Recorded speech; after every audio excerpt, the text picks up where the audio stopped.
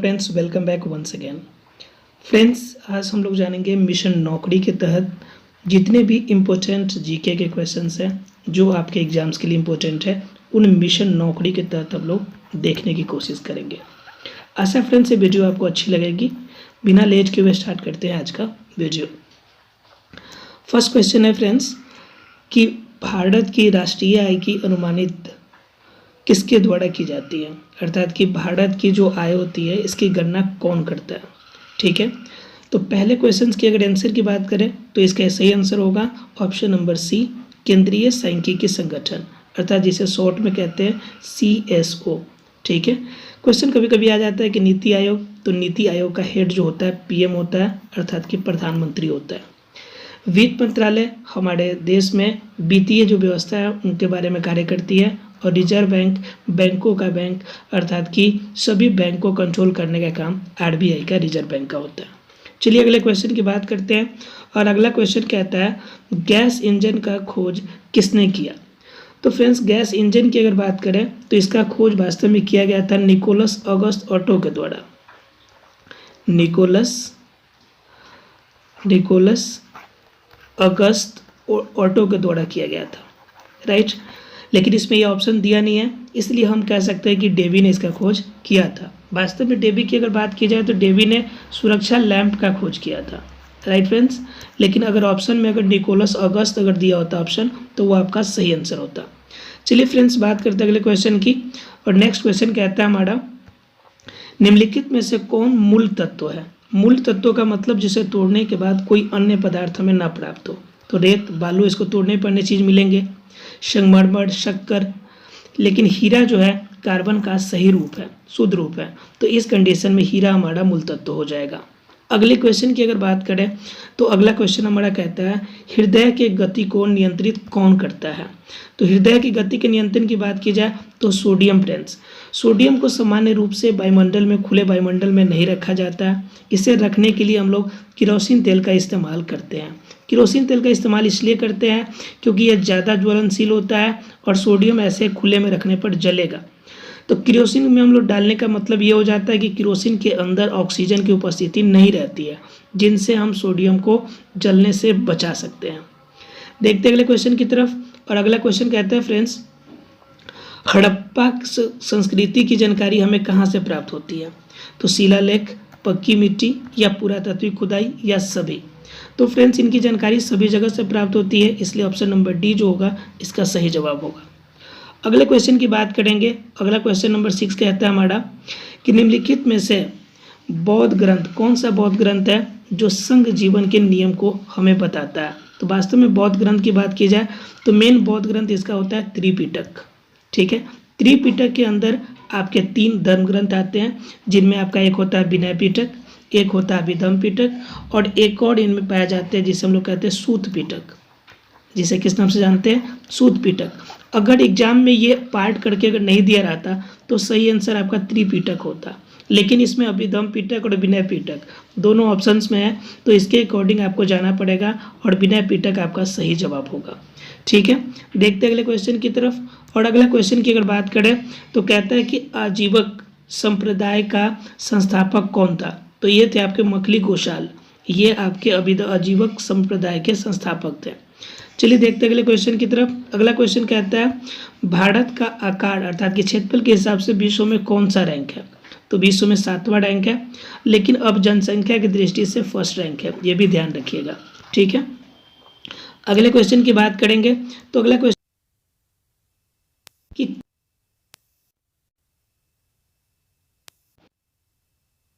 गुजरती है, जिसे याद करने का आसान तरीका है कि मित्र पड़ गमछा झाड़। मित्र,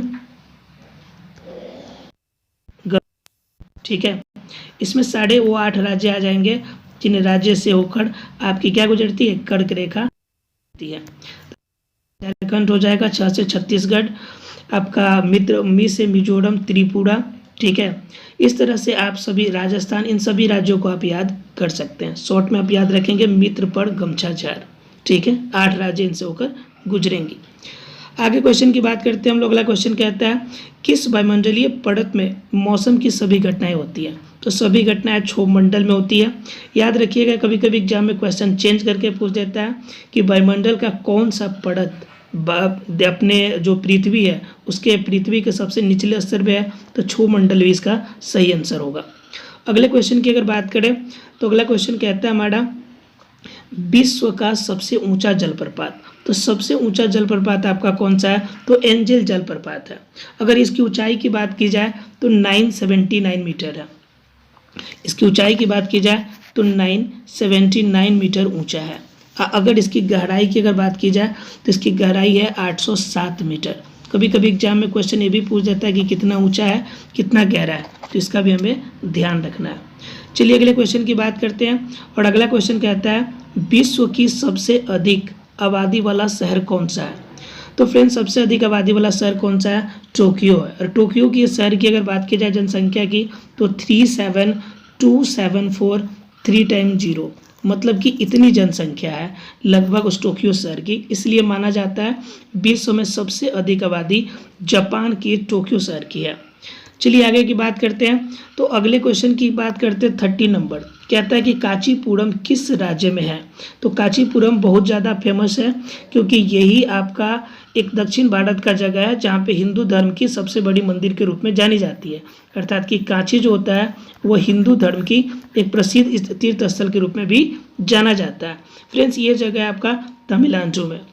चलिए अगर बात करते हैं अगले क्वेश्चन की तरफ, तो कहता है कि वस्त्र उद्योग के बाद भारत का दूसरा सबसे महत्वपूर्ण उद्योग कौन है। ये क्वेश्चन आपके लिए फ्रेंड्स क्वेश्चन रहेगा HW के रूप में। आप हमें कमेंट सेक्शन में बताएंगे कि हमारा दूसरा जो है कौन सा उद्योग फेमस है। फर्स्ट नंबर में वस्त्र उद्योग है, दूसरा उद्योग कौन सा है। बात करते हैं क्वेश्चन नंबर 15 की। तो क्वेश्चन नंबर 15 कहता है हमारा कि रेन वाटर हार्वेस्टिंग तकनीक इनमें से क्या है।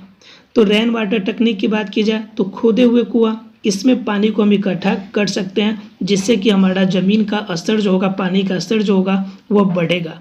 इसलिए खुदा हुआ कुआं जो होगा हार्वेस्टिंग तकनीक का एक पार्ट हो सकता है। अगले क्वेश्चन की बात करें तो कहता है आपका सरकार नियंत्रित राशन दुकानों को, जहाँ पे राशन अवेलेबल होती है सरकार की तरफ से, उसे किस नाम से जाना जाता है। तो फ्रेंड्स, वो होता है लोक वितरण प्रणाली का जगह। आप देखिएगा वहाँ पे लिखा रहता है एक बोर्ड, एक डैशबोर्ड की तरह होता है जिस पे लिखा रहता है लोक वितरण प्रणाली। ठीक है, चलिए देखते हैं अगले क्वेश्चन की तरफ। तो क्वेश्चन कहता है निम्नलिखित में से किसकी नियुक्ति राष्ट्रपति के द्वारा नहीं की जाती है। ध्यान रखिएगा, नहीं की जाती है। तो फ्रेंड्स, ये आपके राज्यसभा के अध्यक्ष। तो राज्यसभा की अध्यक्ष की अगर बात की जाए तो अभी आपके कौन है, M वेंकैया नायडू इनके अध्यक्ष है और इनकी नियुक्ति राष्ट्रपति के द्वारा नहीं की जाती है। वास्तव में इसकी नियुक्ति राज्यसभा के सभापति के द्वारा की जाती है और राज्यसभा के सभापति कौन होते हैं, तो उपराष्ट्रपति होते हैं। राइट फ्रेंड्स, तो ये क्वेश्चन आपको याद रहेंगे। अगले क्वेश्चन की बात करते हैं तो अगला क्वेश्चन कहता है कि धर्मनिरपेक्षता का क्या आशय है, यानी धर्मनिरपेक्षता का मतलब आप क्या समझते हैं। तो फ्रेंड्स, धर्मनिरपेक्षता का मतलब होता है एक ऐसी प्रणाली जिसमें किसी धर्म का पक्ष नहीं लिया जाता हो। अर्थात कि भारत अगर क्या है, एक धर्मनिरपेक्ष राज्य है, तो यहाँ पर संवैधानिक रूप से कोई भी धर्म मान्य नहीं है। ठीक है, अर्थात कि हमारे देश में कोई धर्म मान्य नहीं है, अर्थात क्या कि यह धर्मनिरपेक्ष राज्य है। चलिए अगले क्वेश्चन की बात करते हैं। तो अगला क्वेश्चन हमारा क्या कहता है कि 2 या 2 से अधिक राज्यों को मिलाकर अगर एक उच्च न्यायालय हमें बनाना हो, जैसे मान लीजिए हरियाणा और पंजाब का एक उच्च न्यायालय बनाना हो, ठीक है, दमन और दीव कोलकाता को आपका वेस्ट बंगाल को मिलाकर एक बनाना हो, अर्थात कि किसी भी 2 या अधिक राज्यों को मिलाकर एक हाईकोर्ट अगर बनाना हो तो इसकी अनुमोदन कौन करेगा, तो इसका अनुमोदन करेगा संसद। संसद ही इसका अनुमोदन करेगा। उन्हीं के बेस पर हम क्या कर सकते हैं कि नए आपके उच्च न्यायालय को बना सकते हैं 2 या 3 राज्यों को मिलाकर। अगले क्वेश्चन की अगर बात की जाए तो अगला क्वेश्चन कहता है ऋग्वेद में सबसे महत्वपूर्ण देवता कौन है। तो सबसे महत्वपूर्ण देवता की अगर ऋग्वेद की बात की जाए तो सबसे महत्वपूर्ण देवता कौन है, इंद्र है। अगर 1 नंबर की अगर महत्वपूर्ण देवता की बात की जाए तो 1 नंबर में आता है इंद्र, क्योंकि सबसे ज़्यादा ऋचा इन्हीं के लिए 250 ऋचाओं का या 255 ऋचाओं का वर्णन किया गया है। लेकिन इंद्र इस क्वेश्चन में कोई भी ऑप्शन में अवेलेबल नहीं है। तो इसके दूसरे नंबर पे जाएंगे तो दूसरे नंबर पे आता है अग्नि, और अग्नि के लिए आपके जो ऋग्वेद है उसमें लगभग 218 ऋचाओं का वर्णन किया गया है। ठीक है, तो इसलिए इसका सही आंसर क्या होगा, अग्नि इसका सही आंसर होगा। अगले क्वेश्चन की बात करते हैं, कहता है किसे भारत का प्रथम राष्ट्रीय शासक माना जाता है। तो फ्रेंड्स, प्रथम राष्ट्रीय शासक चंद्रगुप्त मौर्य को माना जाता है, क्योंकि ये पहले क्या थे, सबसे पहला चीज कि ये पहले हिंदू राजा थे हमारे कंट्री के, पहले सभी मुस्लिम राजा ही थे।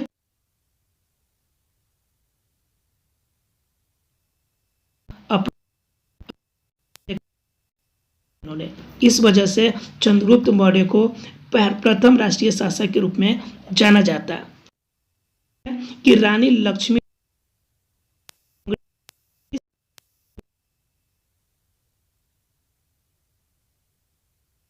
का युद्ध, और ये किस दिन का आपका युद्ध था, तो ये था 18 जून 1858 का युद्ध, 18 जून 1858 का युद्ध। लड़ाई चल उस घायल वीरगति को भी प्राप्त हुई।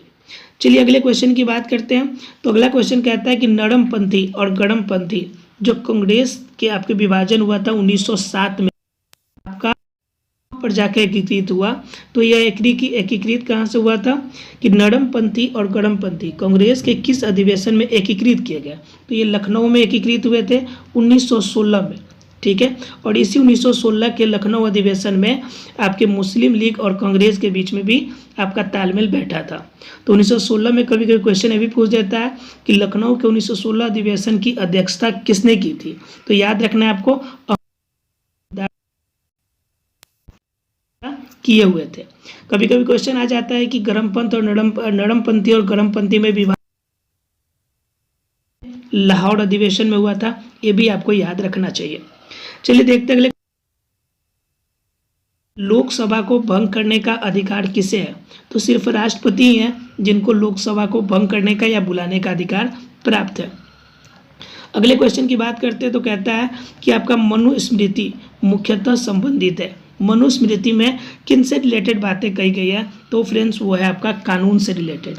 इसी वजह से क्या किया गया था कि 1776 में आपका इसका इंग्लिश में ट्रांसलेट विलियम जोन्स के द्वारा किया गया कि कानून व्यवस्था को बेहतर तरीके से चलाया जा सके। आशा फ्रेंड्स ये क्वेश्चंस आपको अच्छे आए होंगे, अगर अच्छे लगे हो तो लाइक और शेयर जरूर करें। Thank you very much friends.